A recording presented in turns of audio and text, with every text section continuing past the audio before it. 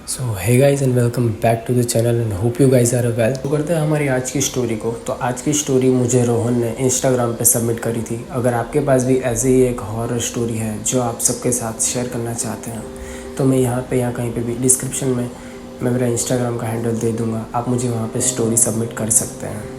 And अगर आपको video पसंद आता है तो प्लीज़ वीडियो को लाइक करें, कमेंट करें, चैनल को सब्सक्राइब करें और ज़्यादा से ज़्यादा लोगों में शेयर करें, जिससे कि मुझे मोटिवेशन मिलता रहे और मैं आपके लिए ऐसे ही हॉरर कंटेंट लाता रहूँ।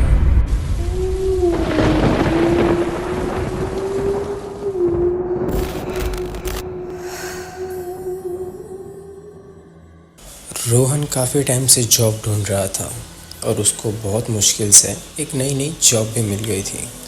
और उसकी शर्त ये थी कि उसको जॉब की वजह से कहीं भी शिफ्ट होना पड़ता था। Rohan kind of remotely shifts में काम करता रहता था और उसकी पोस्टिंग हाल ही में एक गांव में हो गई थी। अब गांव है तो घर ढूंढना राहुल के लिए एक बहुत मुश्किल टास्क था, पर उसको जैसे तैसे करके एक घर मिलता है जो कि गांव से थोड़ी ही दूर एक बहुत बड़ा और पुराना घर था जो कि उसको बहुत सस्ते में मिल रहा था। और रोहन को बचपन से ही लोगों में ज़्यादा घुलना मिलना पसंद नहीं था। वो अकेले ही रहना पसंद करता था और वो घर भी बहुत टाइम से बंद पड़ा था और कोई शोर शराबा भी नहीं था। तो रोहन ने बिना कुछ सोचे समझे वो घर किराए पे ले लिया और नॉर्मली अपनी जॉब करने लगा। और ये सब अब धीरे धीरे उसका रूटीन बन रहा था। पर कुछ टाइम बाद एक रात जब रोहन सो रहा था तो उसे एक अजीब सी आवाज़ सुनाई देती है। सुनने पे ये आवाज़ किसी जानवर की लग रही थी। शुरुआत में रोहन उस आवाज़ पर ज़्यादा ध्यान नहीं देता, लेकिन फिर दूसरे दिन भी उसे ये आवाज़ दोबारा सुनाई देने लगी। फिर वो सोचने लगा कि गांव के बच्चे मुझे डराने की कोशिश कर रहे हैं और गांव के बच्चे तो थोड़े शरारती होते ही है। खैर, रोहन भूत प्रेत में नहीं मानता था, तो रोहन अपने घर का दरवाज़ा खोलकर बाहर देखने जाता है, पर बाहर उसको कोई दिखाई नहीं देता। फिर वो अंदर आके आराम से सो जाता है। थोड़ी ही देर बाद जब रोहन की नींद खुलती है तो उसके सामने एक ब्लैक शैडो दिखाई देती है। उस टाइम तक रोहन अपनी बॉडी पे कोई भी मूवमेंट नहीं कर पा रहा था। रोहन को स्लीप पैरालिसिस हो गया होता है। कुछ घंटे बाद रोहन की बॉडी जैसे तैसे कंट्रोल में आने लगती है और रोहन सीधा भागकर उसके घर के जो ओनर है उनके पास जाता है और जो भी उसके साथ होता है वो ओनर को सारी बातें बताने लगता है। फिर ओनर ने रोहन को शांत किया, पानी पिलाया और उन्होंने सीधा रोहन से यही क्वेश्चन किया कि तुमने ये बात किसी से बताई तो नहीं ना। रोहन बोलता है, नहीं, मैंने अभी तक ये बात किसी से नहीं बताई। रोहन पूछता है, उससे पहले ओनर बात को रफा दफा करके रोहन से फालतू का ज्ञान देने लगता है। ओनर रोहन से ये कहता है कि भूत प्रेत कुछ नहीं होता है, तुम पढ़े लिखे होकर भी ये सब चीज़ों में क्यों मानते हो।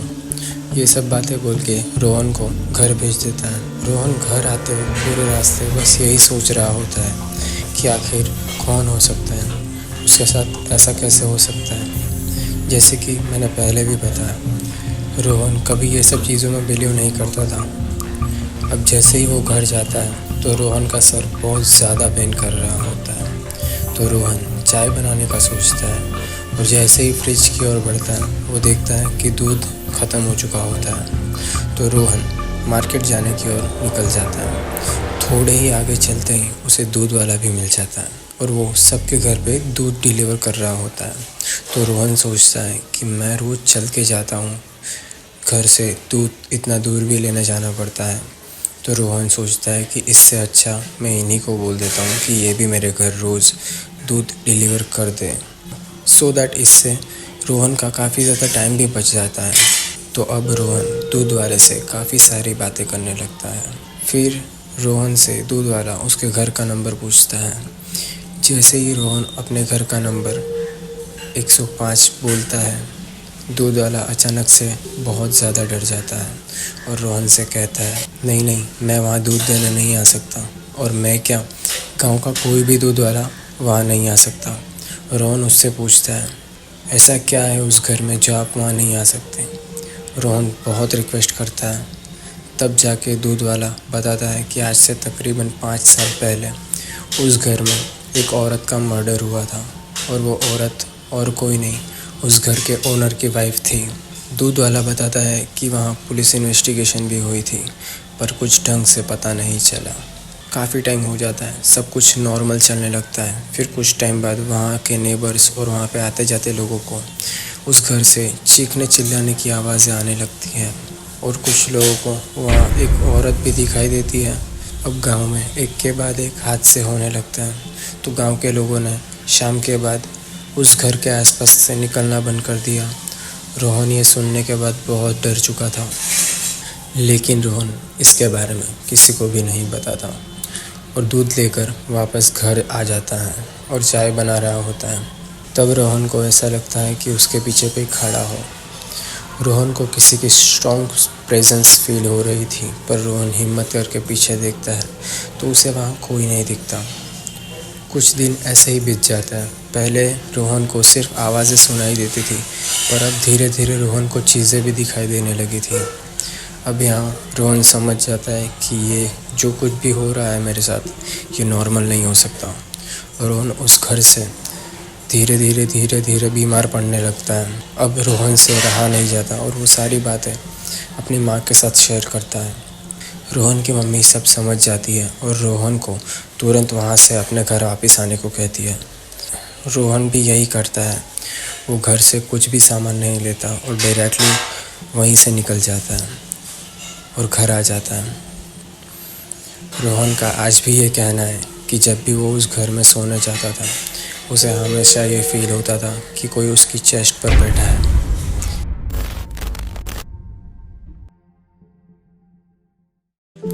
एनीवे, अब रोहन अपने पापा के साथ उनके फैमिली बिजनेस पे फोकस करता है और वो अभी बिल्कुल सही।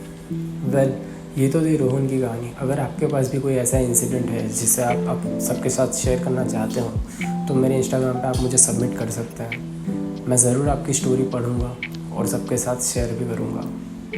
एंड आई होप कि आपको भी स्टोरी पसंद आई होगी। तो प्लीज़ वीडियो को लाइक करें, कमेंट करें, चैनल को सब्सक्राइब करके ज़्यादा से ज़्यादा लोगों में शेयर करें।